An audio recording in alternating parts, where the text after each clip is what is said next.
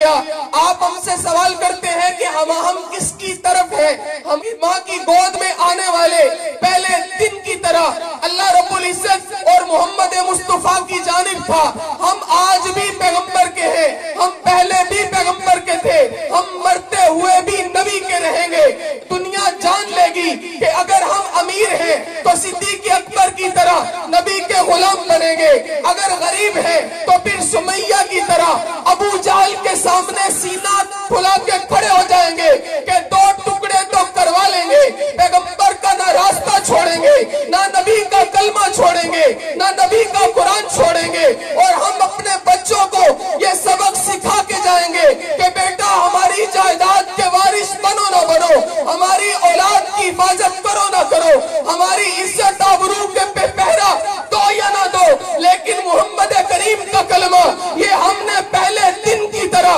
تمہیں سکھایا تھا، ہم نے تمہیں پڑھایا تھا۔ دولت لٹانی پڑی، لٹا دینا، جائیداد چھوڑنی پڑی، چھوڑ دینا، پیغمبر کا کلمہ نہ چھوڑنا، نبی کا دامن نہ چھوڑنا، پیغمبر کا راستہ نہ چھوڑنا۔ دنیا والوں نے ہمارے بچوں کو گٹار پکڑا کے انہیں گویے مراسی بنانے کی کوشش کی، ہم نے ان بچوں کے ہاتھ میں پیغمبر کا قرآن تھما کے انہیں بتا دیا کہ بیٹا غربت اپنی جگہ، نبی کی محبت اپنی جگہ، ہم پس جائیں گے لیکن نبی کا کلمہ، نبی کا دین، نبی کا قرآن نہیں چھوڑیں گے انشاءاللہ۔ ابھی ہمارے بچے آپ کو بتائیں گے کہ ایک طرف کفر نے صف آرائی کی اور ہم نے اپنے بچوں کی کس صف کے اندر شمولیت کی ہے، تو ان بدبختوں کو جواب دینے کے لیے گلشن حنیف قرآن اکیڈمی کے بچے یہ بتانے آ رہے ہیں کہ ہم کل بھی نبی کے تھے، ہم آج بھی نبی کے ہیں، اور ہم تمہاری کسی سازش کا حصہ نہیں بنیں گے۔ تم اگر